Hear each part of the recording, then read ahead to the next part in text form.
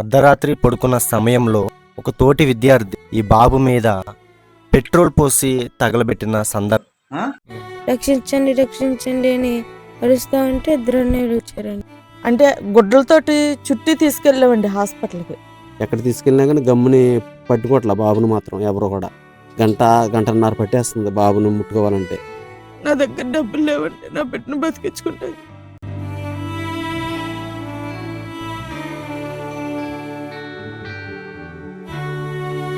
దేవుని దూత ఓ పక్కన, సాతాను ఓ పక్కన. నా ప్రాణం అని లాక్కుంటూ ఉంటే బాగా ఎగిరిపోవడం, కళ్ళు పెద్దగా చేసేయడం, మిరిమిరి చూపులు చూడడం. ఆ క్షణమే ఆ బిడ్డ చనిపోయే స్టేజ్కి వచ్చేసాడు. దేవుడు నాతో మాట్లాడుతున్నాడా, చిన్నపిల్లలతో కూడా మాట్లాడతాడా, ఇలాగ ఉన్నప్పుడు కూడా మాట్లాడతాడా అని. హాస్పిటల్ అని లేదు, వీధని లేదు, దారని లేదు, అసలు ఏమీ లేకోకుండా ప్రతి ఒక్కరు కూడా బిడ్డ కొరకు గట్టిగా ప్రార్థన చేసి సాతాను హాస్పిటల్ బయట నుంచి చూసి నవ్వి వెళ్ళిపోయేదండి.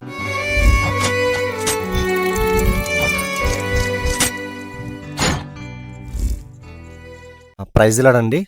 నేను మీ తమ్ముడు జోషిని. అర్ధరాత్రి పడుకున్న సమయంలో ఒక తోటి విద్యార్థి ఈ బాబు మీద పెట్రోల్ పోసి తగలబెట్టిన సందర్భం.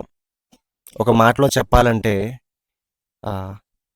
ఈ పాటి నుంచి చివరి వరకు కూడా మొత్తం పూర్తిగా కాలిపోయారు. ప్రతి ఒక్కరు కూడా నోటంట వచ్చిన మాట ఏంటంటే ఈ బాబు బ్రతకడు. కానీ విశ్వాసులందరూ కూడా దేవుడు కార్యం చేస్తాడు, దేవుడు సాక్షిగా నిలబెట్టుకుంటారని చెప్పి అందరూ ప్రార్థన చేశాము. ఒక కొల్లేరు పక్కన ఒక గ్రామం అండి ఇది, గుడివాకలంక గ్రామము. ఇప్పుడు అది ఎలా జరిగింది, దేవుడు ఎలా స్వస్థపరిచారు, ఈ బాబుతో స్వయంగా దేవుడు ఎలా మాట్లాడారు, చనిపోవాల్సి అంటే ఆ ఫొటోస్ కానీ ఈ యొక్క సిచ్యువేషన్ కానీ చూస్తే చాలా భయంకరమైన సిచ్యువేషన్ అన్నమాట. ఆ నొప్పికే చాలామంది చచ్చిపోతారు. మనం చిన్నగా కాలితేనే మనకి అదోలాగా అనిపిస్తుంది కదా.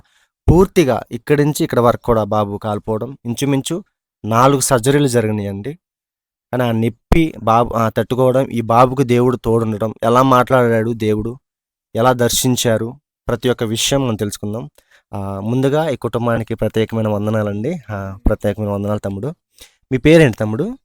మోర్ సుధీర్ పాలు. ఎక్కడ చదువుకున్నావు మీరు? సెయింట్ జేవియర్ బాయ్స్ హాస్టల్లో చదువుకుంటున్నావు. మరి ఈ సిచ్యువేషన్ ఎలా జరిగింది, ఏంటి, ఎక్కడ జరిగింది? నేను 7th class boys Saint Xavier boys హాస్టల్లో చదువుకుంటున్నానండి. అయితే నేను జాయిన్ అయ్యి 24 days అవుతుంది. 24 రోజులు అవుతుంది జాయిన్ అయ్యి. ఆ 24వ రోజున తెల్లారగట్ల 4-5 జామున అయితే నేను టాయిలెట్కి వెళ్ళి వచ్చి పడుకున్నానండి. పడుకున్న తర్వాత అంటే ఇంకా తెల్లారుతూ ఉంది, అప్పుడు మంచి నిద్ర, టాయిలెట్కి వెళ్ళి వచ్చి మీరు మంచి నిద్రలో ఉన్నారు. ఇంకా తర్వాత పిల్లోడు వచ్చంట, మా క్లాస్ వాడు, పెట్రోల్ పోసి పిల్లలకి ఇచ్చేసి వెళ్ళిపోయాడంటండి. నీ మీద పెట్రోల్ పోసి తగలబెట్టేశారు. అప్పుడు మీకు ఏమనిపించింది తమ్ముడు? అయితే నేను నిద్రలోనే ఉన్నానని. తర్వాత నా పక్కన వాళ్ళందరూ అరుస్తా ఉంటే మంటలని. అప్పుడు నేను లేచి చూసేటప్పటికి ఎర్రగానో మండిచుండగా నేను పై బెడ్ నుంచి దూకేసి. పై బెడ్ నుంచి అంటే అక్కడ హాస్టల్లో పైన బెడ్ కింద బెడ్ ఉంటుందండి. అది ఎలా తెలుసు అంటే, నేను జేవియర్ హాస్టల్లోనే చదివాను. కింద ఒక బెడ్, పైన ఒక బెడ్ ఉంటుంది. పైన బెడ్ మీద పడుకున్నా తమ్ముడు. అవునండి. అయితే దూకేసి బయటికి వెళ్ళిపోదాం, వాటర్ ఉంటాయి కదా అని వచ్చేద్దాం అంటేను ఇద్దరు అన్నయ్యలు దుప్పట్లు ఇట్టి ఆరిపోదాం ఉంటున్నారు. మీ పొజిషన్ ఎలా ఉంది అప్పుడు? అప్పుడైతే కాలిపోయానండి మొత్తం. పై బెడ్ నుంచి దూకేసి వచ్చేస్తామంటే రక్షించండి అని అరుస్తా ఉంటే ఇద్దరు అన్నయ్యలు వచ్చారండి. పరిగెత్తుకుంటూ వెళ్ళిపోతున్నాయి ఆ మంటలకు భయపడిపోయి. ఏం జరిగింది కూడా నీకు తెలియదు అప్పుడు సిచ్యువేషన్?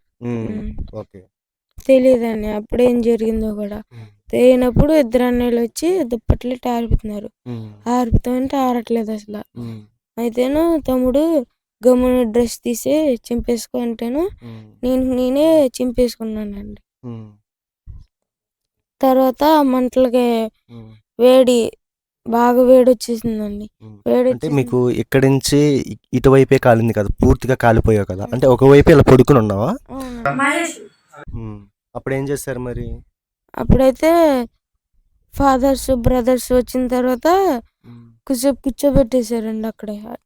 ఉమ్, అరగంట దాకా కూర్చోబెట్టేశారు. ఉమ్, కూర్చున్న తర్వాత ఫాదర్ గారికి ఓ పెట్రోల్ బాటిల్ దొరికిందండి ఉమ్, నా బెడ్ పక్కన ఉమ్. అప్పుడు దొరికితే తెలిసింది పెట్రోల్ వేసి తగలబెట్టారని. ఉమ్, అయితేను తర్వాత ముందు పిల్లల్ని హాస్పిటల్ తీసుకెళ్ళిపోదామని తీసుకెళ్ళిపోయారండి. అప్పుడు హాస్పిటల్కి వెళ్ళిన తర్వాత చాలా నొప్పిగా అనిపించి చాలా గట్టి గట్టిగా అరిచేసానండి. ఉమ్.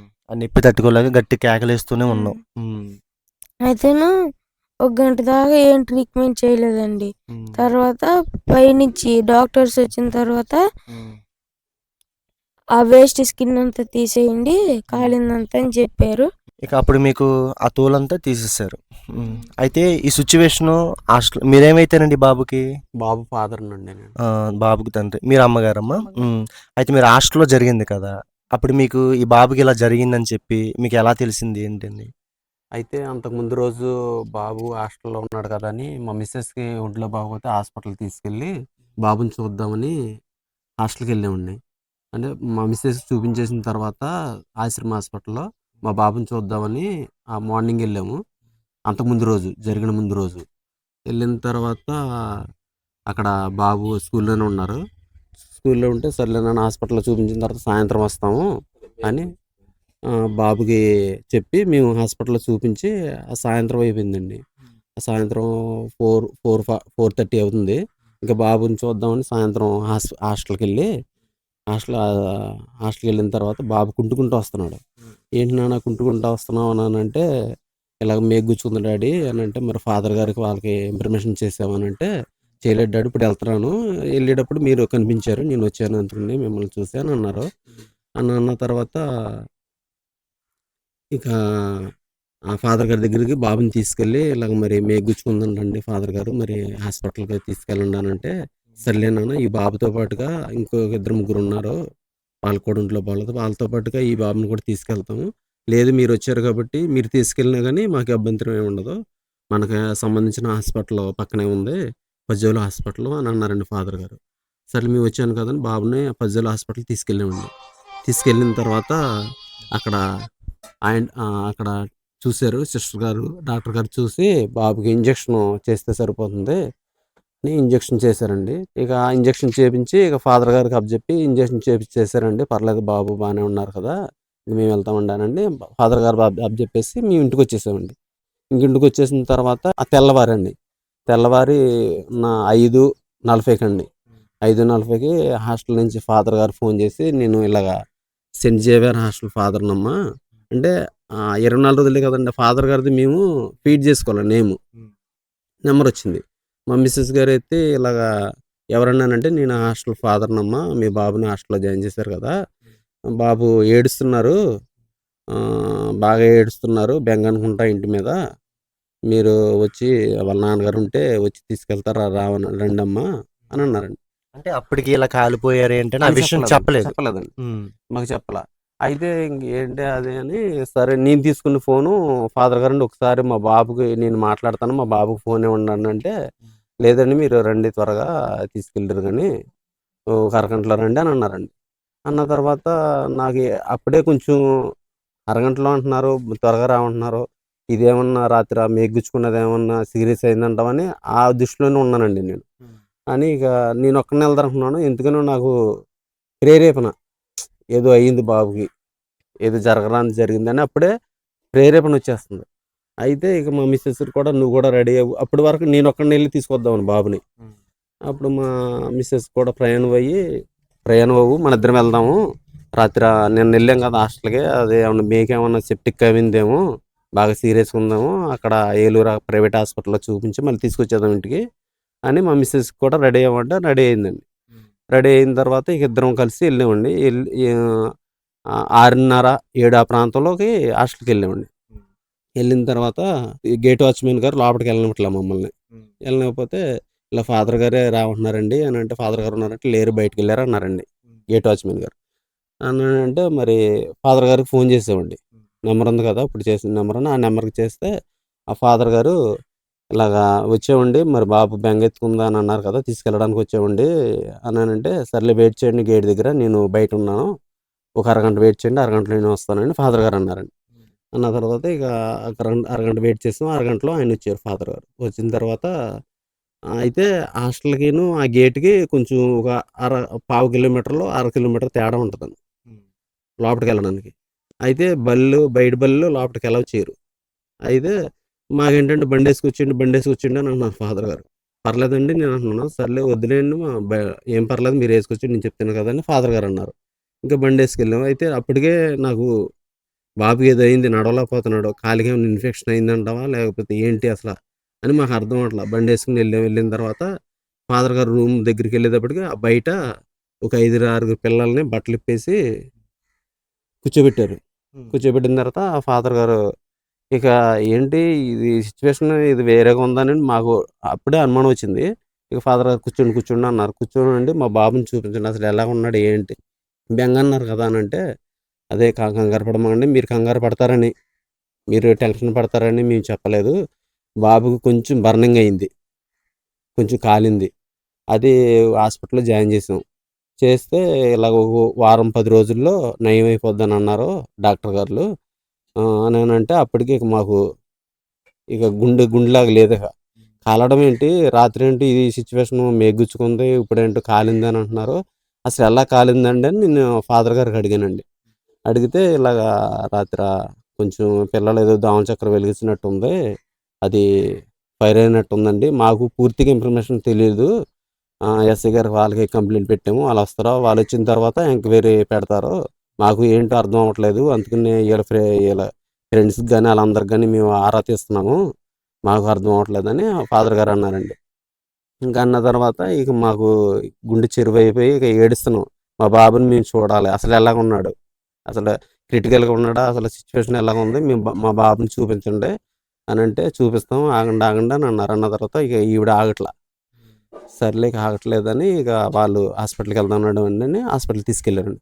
తీసుకెళ్తే మొత్తం ఇదంతా అసలు ఖాళీ లేదు, మొత్తం కాటన్ క్లాత్తో దూది పెట్టేసేసి కట్టేశారు, గుడ్డతో చుట్టినట్టు చుట్టేశారు బాబుని. చుట్టేశారు మొత్తం బాబుని. నాకేంటి అసలు అక్కడేంటో దోమల చక్రం అని అంటున్నారు, దోమల చక్రం అంటుకుంటే ఇంత ఫైర్ అవ్వదు కదా బాబుకి, మొత్తం బాడీ అంతా చుట్టేశారు కాటన్ క్లాత్ పెట్టి, అసలు కనిపించట్లేదు ఎంత డ్యామేజ్ అయిందని నాకు డౌట్ వచ్చి, నేను అసలు హాస్టల్కి వెళ్తాను, ఆ దుప్పటి కూడా బాగాలేదు కదా బాబుకి, ఆడి దగ్గర ఉంటాయి కదా దుప్పట్లని నేను హాస్టల్కి వెళ్ళాను. ఆ రూమ్లో ఎలా ఉందంటే మొత్తం బెడ్ అయితే మొత్తం పొక్కుపోయిందండి, ఈ పడుకున్న బెడ్ మొత్తం పొక్కుపోయింది, మొత్తం కాలిపోయి మొత్తం ఒక రౌండ్గానే అసలు కాలిపోయి, బెడ్ అంతా కాదు కొంచెం భాగం, ఆ భాగం పొక్కుపోయి ఉంది. తర్వాత మొత్తం అవన్నీ బొగ్గులు మొత్తం దుప్పటి కాలనీ మొత్తం అవన్నీ ఉన్నాయి అక్కడ ఆ ప్రాంతంలో. తర్వాత చేపలు ఏంటో 2-3 బెడ్ల వరకే చేపలు కూడా కాలిపోయి ఉన్నాయి. ఏంటి ఇంత డ్యామేజ్ అయింది అసలు అని నేను మళ్ళీ ఫాదర్ గారి దగ్గరికి వెళ్ళి, ఇది దోమల చక్రం అంటించుకున్నది అయితే నాకు అనిపించట్లేదండి, ఇంక వేరేదిలాగా అనిపిస్తుంది నాకు, అసలు బాబు బట్టలు లేవు, ఆ పెట్టి కూడా కనిపించట్లేదు, ఆ దుప్పళ్ళు కనిపించట్లేదు, తలగళ్ళు కనిపించట్లేదు, ఇవి కనిపించట్లేదు, బాబుకి సంబంధించిన వస్తువులు అయ్యి ఆ బెడ్ దగ్గర. కానీ నేను అనంటే, అదే చూస్తున్నామండి, ఎంక్వైరీ చేస్తున్నాము, మీరు బాధపడమండి, కంగారు పడమండి, ఏడమ్మకండి అని అక్కడ ఉన్న ఫాదర్ గారు అన్నారు. మాకేంటి ఏడుపు వచ్చేస్తుంది, ఈవిడంటే కింద పడిపోయింది, ఇక స్పృహ పడిపోయి.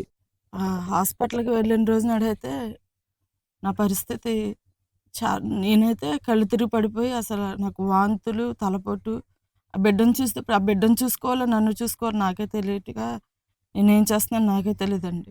అయితే మాకైతే మేము ఏం చేస్తున్నామో మాకే తెలీదు అట్టి పరిస్థితుల్లోనూ. కానీ నేనైతే ఒక్కటే అడిగేదాన్ని, దేవా నీ చిత్తం, నువ్విచ్చిన బిడ్డ బ్రతికొస్తే నీ సన్నిధిలో నేను సాక్ష్యం చెప్పుకుంటాను నాయన, నువ్వు తప్ప నాకు ఎవరు సహాయం చేసేవారు లేరు అని ప్రతి క్షణం ఇదే ప్రార్థన చేసుకున్నాను.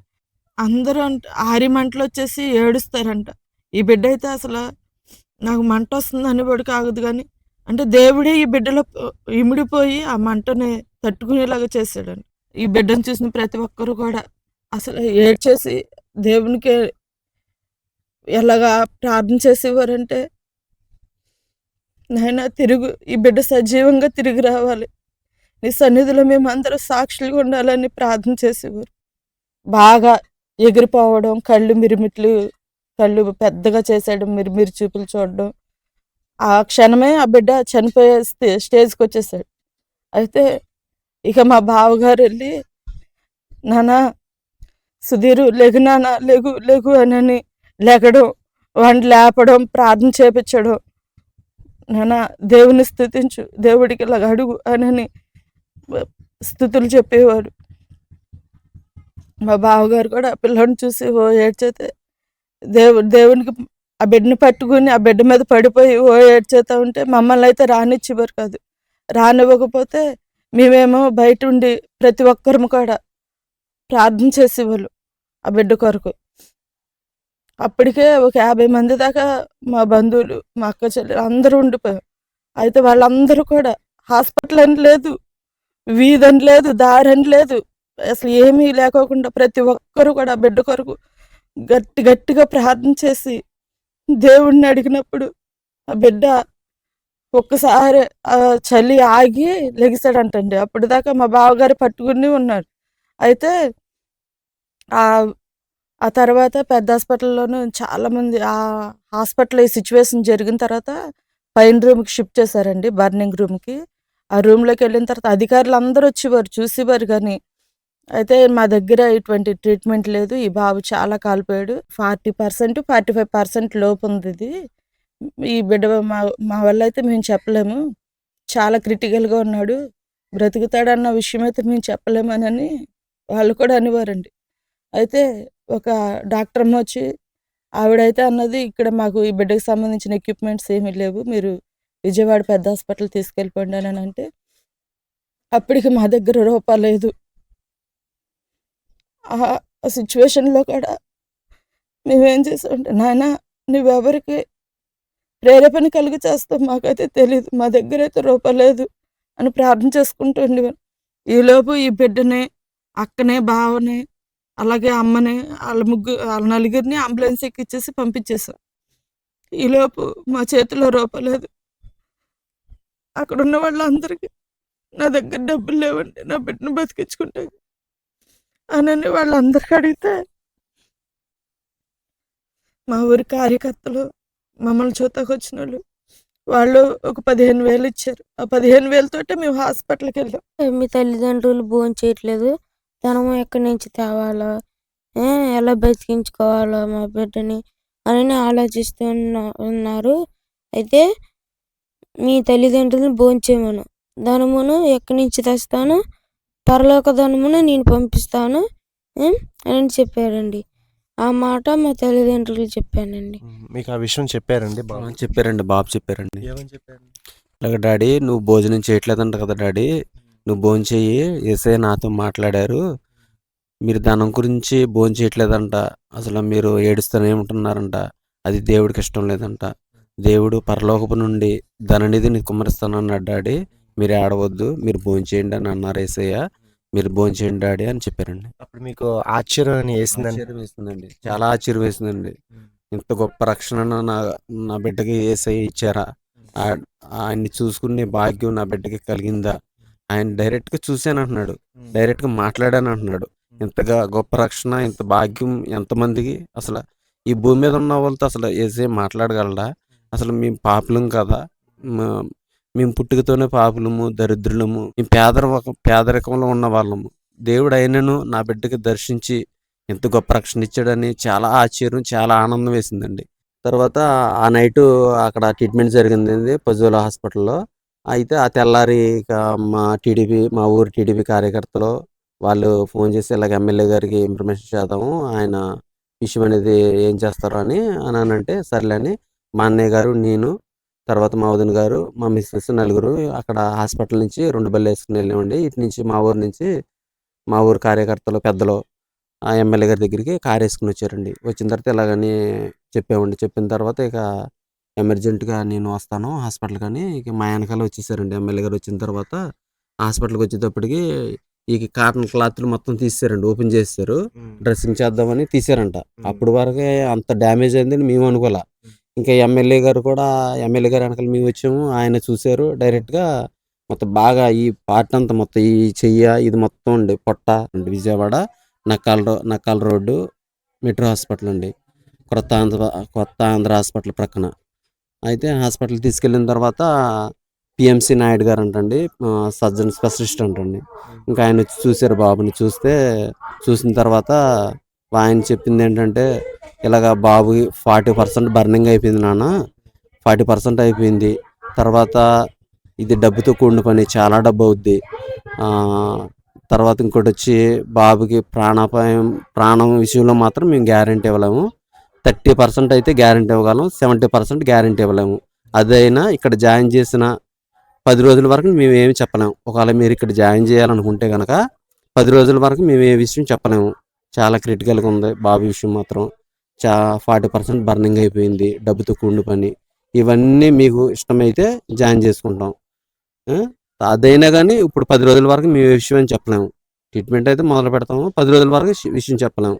బాబు క్రిటికల్గా ఉన్నాడని డాక్టర్ గారు అన్నారండి. అన్న తర్వాత ఇక మా పరిస్థితి చూస్తే నేను కూలికి వెళ్ళివ్వండి. తర్వాత చాలా విషయాలలో నేను చాలా వెనకబడి ఉన్నానండి. అయితే నేను వల్లాడికెళ్ళి జీవనం సాగిస్తున్నానండి. అయితే నాకు 2 బాబులు. ఇక అన్ని విషయాలన్నీ ఇక ఇప్పుడే చాలా అప్పులున్నాయి. ఇక చూస్తేనంటే నాకు పేదరికం, డబ్బుతో కూడిన పని అంటున్నారు అని మేము అక్కడ కుప్పకూలిపోయాం. నా భార్య నేను కుప్పకూలిపోతే ఇక కార్యకర్తలే మాకు ధైర్యం చెప్పి ఎమ్మెల్యే సార్ గారు పంపించారు కదా! ఇంకా ఆయనకు ఫోన్ చేద్దాం ఏమంటారా అన్నానంటే చేశారండి. చేసిన తర్వాత ఇక మేనేజ్మెంట్ వాళ్ళు అంటున్నారు 10 అవ్వచ్చు, 15 అవ్వచ్చు, 20 లక్షలు అవ్వచ్చు. ఎంత అయితే చెప్పలేము. బాబు కూడా ప్రాణాపాయం మేము గ్యారంటీ చెప్పలేము అని అంటున్నారు. అని అసలు ఎమ్మెల్యే గారికి ఇంప్రూవ్మెంట్ చేద్దామని మా కార్యకర్తలు ఎమ్మెల్యే గారికి ఫోన్ చేశారండి చింతమనేని ప్రభాకర్ గారికి. చేస్తే ఆయన అన్నారు ఇక ఎంతైనా అక్కడి నుంచి బాబుని తీసుకొస్తే కనుక బ్రతికి తీసుకురాలేరు మీరు అక్కడ అప్పటికే 3 హాస్పిటల్ అండి. అది 3 హాస్పిటల్. Metro hospital 3 hospital. అప్పటికే ట్రీట్మెంట్ లేట్ అయిపోతుంది.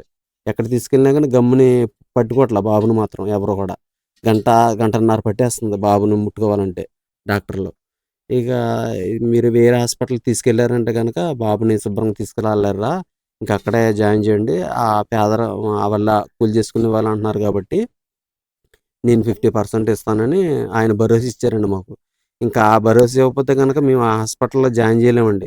దేవుడే ఆ ఎమ్మెల్యే గారిలో ఉండి ఆ మాట పలికించారని మేము నమ్ముతున్నామండి ఇప్పుడు. మా కార్యకర్తలు కూడా ధైర్యం చెప్పి ఒక 30% మీరేసుకోండి పోనీ. 20% మేమేసుకుంటాం. 50% ఆయన ఎమ్మెల్యే గారు అన్నారు కదా అని ఆళ్ళు ధైర్యం చెప్పారండి మాకు. ధైర్యం చెప్తే సర్లే మన బాబు వాళ్ళు ముందుకొస్తున్నారు. మన బాబుని అప్పైనా సప్పైనా చేసి బాబుని ఎలాగోటి బ్రతికించాలనుకుని మనం అనుకుంటున్నాం కాబట్టి మేము సరేనండి ఎంతైనా గాని ఇక 30%కి మేము ఒప్పుకున్నాము. ఇక 70%కి వాళ్ళే ఇక భరోసా ఇచ్చారండి మాకు. ఇచ్చిన తర్వాత జాయిన్ చేసామండి బాబుని. జాయిన్ చేసిన తర్వాత ఇక చూసారు. చూసిన తర్వాత 15 రోజుల వరకు ఏ విషయం చెప్పలేదండి. అసలు మమ్మల్ని రానివ్వలేదండి. స్పెషల్ ట్రీట్మెంట్ అంతా స్పెషల్ ట్రీట్మెంట్ అండి. Special room, special treatment. 15 రోజుల వరకే ఇక 2 డాక్టర్లు, 3 నర్సులండి. ఇంకా వాళ్ళే చూసుకునేటట్టుగాని. ఇంకా వేరే నర్సులు వచ్చేయడం గానీ, వేరే డాక్టర్లు చూడడం గానీ లేదండి ఇంకా. వాళ్ళే బాధ్యత వహించి బాబుకు ప్రతి విషయంలోనూ అసల దేవుడే వాళ్ళలో ఉండి ట్రీట్మెంట్ చేసాడేమో అనిపిస్తదండి మాకైతే. సర్జరీలో కూడానండి దేవుడు నేను దగ్గరుండి చేస్తాను. డాక్టర్లు కూడా నేనే ఉండి చేస్తాను. నువ్వు భయపడొద్దు అన్నారండి. డ్రెస్సింగ్‌లో కూడా నేనే చేస్తాను. నీకు నొప్పొస్తది గానీ భరించుకో. నీలో నేనుండి ఆ నొప్పిని భరిస్తాను అని చెప్పారు. అప్పుడు మీకు యేసుప్రభుని చూసినప్పుడు అంటే దేవదూతలై చూసినప్పుడు మీకేమనిపించింది తమ్ముడు? అయితే దేవుడు నాతో మాట్లాడుతున్నాడా? హ్మ్. చిన్న పిల్లలతో కూడా మాట్లాడతాడా? హ్మ్. ఇలాగ ఉన్నప్పుడు కూడా మాట్లాడతాడా అని హ్మ్. ఆ ఆలోచన వచ్చిందండి. అప్పుడు మీకు అసలు బాబు బ్రతుకుతారన్న నమ్మకం మీకు కలిగిందండి ఫస్ట్‌లో? ఫస్ట్‌లో అయితే మాకు 100% మాకు నమ్మకం లేదండి అసలు. 30% గ్యారంటీ ఇస్తాను ప్రాణానికి. 70% నేను ఇవ్వలేను. కానీ డబ్బులు మాత్రం చాలా అవుతాయి అని చెప్పారండి. ఇదేంటి నాయనా డబ్బు అయిద్దంటున్నారు. ప్రాణానికి గ్యారంటీ లేదంటున్నారు. ఇది ఎక్కడ పరిస్థితి తండ్రి. నువ్విచ్చిన బిడ్డ కదా నాయన, నువ్వు దర్శనంగా చూపించి ఇచ్చావు కదా నాయన. మేమెప్పుడైనా నీ చిత్తమే అడుగుతున్నాం, ఇప్పుడు కూడా నీ చిత్తాన్ని నేను అడుగుతున్నాను తండ్రి. మేము ఏది కూడా నీ దగ్గర అది కావాలి ఇది కావాలని ఎప్పుడు నీకు అడగలేదు నాయన. నీ చిత్తం మాత్రమే మా పట్ల నెరవేర్చమని అడిగాను. ఇప్పుడు కూడా నీ చిత్తాన్ని నా బిడ్డ పట్ల నెరవేర్చు, నీ సాక్షిగా నిలబెట్టుకోనని ప్రతి విషయం ప్రతిసారి కూడా ఇదే మాట మాట్లాడు. దేవదూతలు అంటండి, దేవదూత ఒక పక్కన అదేంటి సాతాను దూత ఒక పక్కన ఉంటే ఓ రెండు నా ప్రాణం నా ప్రాణం అని కొట్టుకుంటూ ఉంటే దేవుని దూతకి అవకాశం ఇవ్వట్లేదంటండి సాతాను. అయితే దేవుడే దిగివచ్చి సాతాను దూతను తోలేసంట. ఆ విషయం అంబులెన్స్లో వీళ్ళకి చెప్తున్నారంటండి. అయితే మీరు ఎందుకని నన్ను లేపుతున్నారు, నాకు దేవుడు దర్శనం చూపించాడు అని చెప్పాడంటండి. మెట్రో హాస్పిటల్లో జాయిన్ చేసిన తర్వాత అక్కడ దేవుడు 2 దర్శనాలు చూపించాడటండి. అయితే హాస్పిటల్లో జాయిన్ అయిన తర్వాత నాకు దేవుడు 2 దర్శనాలు ఇచ్చాడండి. ఏంటంటే ఫస్ట్ దర్శనం దేవుడు దేవుని దూత ఓ పక్కన, సాతాను ఓ పక్కన నా ప్రాణం నా ప్రాణం అని లాక్కుంటుంటే దేవుడు దిగి వచ్చి ఆ సాతాను తోలివేశాడండి. తర్వాత రెండో మారు పెద్ద సాతాను వచ్చి తర్వాత దేవదూత కూడా వచ్చింది. వచ్చిన తర్వాత నా ప్రాణం నా ప్రాణం అని లాక్కుంటుంటే దేవుని దూతకి అవకాశం వస్తలేదండి. అయితేను దేవుడు దిగి వచ్చి నా మీద నీళ్ళు అంటే చల్లాడండి. అప్పటి నుంచి సాతాను హాస్పిటల్ బయట నుంచి చూసి నవ్వి వెళ్ళిపోయేదండి. అయితే తర్వాత దేవుడు లెఫ్ట్ సైడ్ దేవదూత, రైట్ సైడ్ దేవదూత అగ్ని ఖడ్గాలతో నా పక్కన నుంచే పెట్టారండి. అవన్నీ మీరు స్పష్టంగా చూస్తున్నావు తమ్ముడు? చూస్తున్నాను. స్పష్టంగా చూస్తున్నావు. ఆ బాబు నీ మీద పెట్రోల్ వేయడానికి ఏమైనా మీ ఇద్దరికి ఏమైనా గొడవలు ఏమైనా ఉన్నాయా? లేదని. మరి ఎందుకని నీ మీదే వేయాల్సి వచ్చింది? చాలా మంది ఉన్నారు, నీ మీదే వేయాల్సి వచ్చిన దానికి కారణం ఏంటి? తెలీదని. ఆడు నేనైతే గొడవ పడలేదు. మామూలుగా ఆడు స్నాక్స్ అడిగాడు, ఇచ్చేవాడిని. ఈ దర్శనం ఎలా వచ్చిందంటేనండి, బాబు చెప్పాడు నాకు. అయితే అంతకుముందు నేను హాస్టల్కి వెళ్ళినప్పుడు అక్కడ పిల్లలందరూ అనేవారు, ఈ అన్నయ్యని ఏమనొద్దు, అన్నయ్య తప్పేం లేదు, అన్నయ్య ప్రతి విషయంలో కూడా దేవుడే చూసుకుంటాడు అని ప్రతిది అనేవాడు. మా మీద కోప్పడేవాడు కాదు. వాడు తినేది కూడా మాకు పెట్టేవాడు. నా అన్నయ్య ఆకలేస్తుంది రే సుధీర్ పాలు నాకు ఆకలేస్తుంది అని అంటే వాడు స్నాక్స్ మాకు పెట్టేవాడు. వాడినంటే మాత్రం మేము ఊరుకోమంటే దేవుడు మీ పిల్లోడిని క్షేమంగా తీసుకొస్తాడని ఆ పిల్లలందరూ కూడా అన్నారండి. అయితే ఈ విషయం నేనైతే మర్చిపోయాను. అయితే హాస్పిటల్లో ఈ పిల్లోడికే దేవుడు చూపించాడంటండి. ఏమని చూపించాడంటే ఆ పెట్రోల్ వేసిన పిల్లోడు పెట్రోల్ అయితే తీసుకొచ్చాడంట. దేనికంటే దురాత్మ ఆ పిల్లోడిలో ఇమిడిపోయి పెట్రోల్ తీసుకొచ్చిందండి. తీసుకొచ్చిన తర్వాత ఈ పిల్లోడు అంటండి ప్రతిరోజు కూడా మేము వెళ్ళినప్పుడు కానీ ఆ పిల్లోడు ఇంటికి వచ్చినప్పుడు కానీ ప్రార్థన చేసుకుంటున్నావా నాన్న, బైబిల్ చదువుకుంటున్నావా అని అంటే చదువుకుంటున్నానమ్మా, ప్రార్థన చేసుకుంటున్నానమ్మా అని అనేవాడిని. అయితే ప్రతిరోజు కూడా ప్రార్థన చేసుకునే పడుకునేవాడంట. లేచిన తర్వాత కూడా ప్రార్థన చేసుకునే లెగిసి వాడి పనులు వాడు చేసుకునేవాడంట. ఆ రోజు కూడా అట్లాగే వాష్రూమ్కి వెళ్ళొచ్చి ప్రార్థన చేసుకుంటూ పడుకున్నాడంట. పడుకుంటే ప్రతి విషయానికి దేవుడు దేవుడు అని అంటున్నాడు. వాడి మీద పెట్రోల్ పోసి అని ప్రేరేపణ కలిగిస్తున్నాడంట. ఆ విషయం వాడేమో నేను వెళ్ళను అంటుంటే ఆ దురాత్మేమో వాడు ప్రతిదానికి బైబిల్ చదువుతున్నాడు, ప్రతిసారి ప్రార్థన చేస్తున్నాడు, దెబ్బలాడమంటే దెబ్బలాడట్లేదు, తిట్టమంటే తిట్టట్లేదు, మంచిగా ఉంటున్నాడు, నువ్వేసే అని ప్రేరేపణ కలిగిస్తుందంట.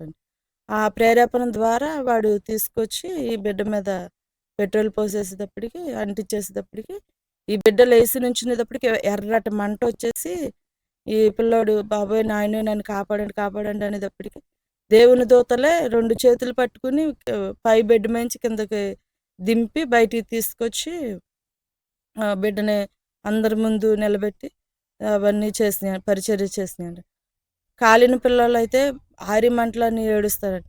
ఈ బిడ్డ కూడా అట్లాగే ఏడ్చాడు, మాకైతే తెలియదు. కానీ మాకే ధైర్యం చెప్పండి, మీరు ఏడవద్దు, దేవుడు నాకు స్వస్థపరుస్తాడు అని, దేవుడు నాలో ఉన్నాడు అని చెప్పేవాడండి. మీరు ఏడవద్దని మాకు ధైర్యం చెప్పాడు.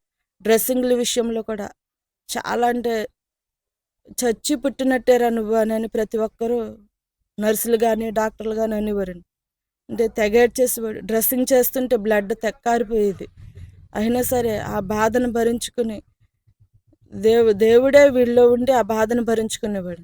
సర్జరీలు కూడా, అమ్మ మీరు భయపడము, నువ్వెందుకు ఏడుస్తున్నావు, ప్రతిదానికి ఏడుస్తున్నావు అంట, నువ్వు ఏడవద్దు, సర్జరీలు యేసయ్యే నాతో ఉండి డాక్టర్లో ఉండి నా దగ్గరుండి చేస్తున్నారంట, నువ్వు అసలు ఏడవద్దు, నువ్వు ధైర్యంగా ఉండు అని నాకు ధైర్యం చెప్పేవాడు. దేవుడే ఈ బిడ్డకు సర్జరీ మీ బాబే మీకు ధైర్యం చెప్పేవారండి? అవునండి. ఓకే. మా బాబే నాకు ధైర్యం చెప్పేవాడు. నువ్వు ఏడవద్దు, మీరే ధైర్యం నేను చెప్పాల్సింది కూడా. చెప్పాల్సిందల్లా పోయి నాకే ధైర్యం చెప్పేవాడు. ఉమ్. ఏసయ్య ఉండి నాకు సర్జరీలు చేస్తున్నాడు, నువ్వు ఏడవద్దు, డ్రెస్సింగ్లు కూడా ఏసయ్య చేస్తున్నాడు, నువ్వెందుకు ఏడుస్తున్నావు అని ఆ డ్రెస్సింగ్ల విషయంలో అయితే పైన 4th ఫ్లోర్ వరకు కూడా ఆ కేకలు బొబ్బలు తెగ ఏడ్చేసేవాడు. మేమైతే ఇక తట్టుకోలేక మేము కిందకి వెళ్ళిపోయేవాళ్ళం. అయితే ఆ బాబు మీ మీద ప్రయోగించారు తమ్ముడు. పెట్రోల్ వేసి మేము తగలబెట్టారు కదా, మరి ఆ బాబుని ఏం చేశారా మీరు? అయితే ఏసే అన్నారు, ఆయన క్షమించమంటావా లేకపోతే శిక్షించమంటావా అని చెప్పారండి. అంటే దర్శనంలో మీకు కనపడ్డారు. దర్శనం, అడిగితేను ఆడు నాతోటాడే, ఆయన ఏం చేయొద్దేసయ్యా, ఆడి తల్లిదండ్రులు ఉన్నారు కాబట్టి అని క్షమిస్తున్నాను అని చెప్పానండి. అంటే దేవుడు మిమ్మల్ని పరీక్షిస్తున్నాడు, అంటే ఏం చేయాలి అంటే మిమ్మల్ని అడిగాడు. అవునా? అవునండి. అవునా? ఓకే. అప్పుడు మీరేమన్నారు దర్శనంలో? ముఖాముఖిగా మాట్లాడుతున్నారు. మాట్లాడుతున్నాను. నువ్వేమన్నా అప్పుడు దేవుడితో? నేను క్షమించాను యేసయ్యా, అతన్ని ఏం చేయొద్దు అని చెప్పాను. అన్య జనాంగం కూడా మీ దేవుడు గొప్ప దేవుడు, మీరు నమ్ముకున్న దేవుడు నీ బిడ్డను సజీవంగా తీసుకొస్తాడు అని వారి నోటు కూడా దేవుడు పలికించాడండి. అదే రీతిగా నా బిడ్డ సజీవంగా ఇంటికి తిరిగి వచ్చాడండి. దేవునికే మహిమ కలుగును కాక. మా గ్రామంలో కూడా, ఈ గ్రామం పక్కనమే మా ఊరు. చాలా మంది నోటంట వచ్చింది ఏంటంటే, ఈ బాబు అటు ఇటుగా ఉన్నారు, 99% గారు మనం ఏం చెప్పలేము అని చాలామంది ఉన్నారు. కానీ విశ్వాసులందరూ కూడా, అనేకమైన సంఘాలు ఈ చుట్టుపక్కల ఉన్న గ్రామాలు, ఎంత దూరం అయితే ఈ యొక్క వార్త తెలుస్తున్న అనేకమైన సంఘాలు ఈ బిడ్డ గురించి ప్రార్థన చేయడం, ఆ ప్రార్థనకి ఫలితం ఈ సాక్ష్యం అని నేను నమ్ముచున్నా బ్రదర్. ఎందుకంటే దేవుడే స్వయంగా దగ్గరుండి ఆ బాబుతో ఉండి అవన్నీ జరిపించుకోవడం, ఇది కేవలం దేవుని కృప. ఇప్పుడు ఎలా ఉంది తమ్ముడు మీకు? ఇప్పుడు బాగానే ఉందండి. బాగానే ఉంది. నడవగలుగుతున్నావా? నడవగలుగుతున్నాను, తినగలుగుతున్నావా? తినగలుగుతున్నాను. అన్ని పనులు నువ్వు చేసుకుంటున్నావు. ఇప్పుడు మీకు ఏమనిపిస్తుంది మరి? ఇప్పుడు దేవుడు నన్ను కాపాడి సజీవునిగా ఉంచాడు. ఆమేన్. దేవుడు సాక్షిగా నన్ను ఈ రీతిగా ఉంచాడు. ఓకే. మరి పెద్ద అయిన తర్వాత కూడా లోకంలో కలిసిపోకోకుండా దేవుని అందే భయభక్తులు కలిగి ఆయన సాక్షిగా మనం నిలవాలి. సరేనా? ఇప్పుడు దేవుడు నిన్ను సాక్షిగా వాడుకోబోతున్నాడు త్వరలోనే. సరే? ఆమేన్. ఆమేన్. ఆమేన్.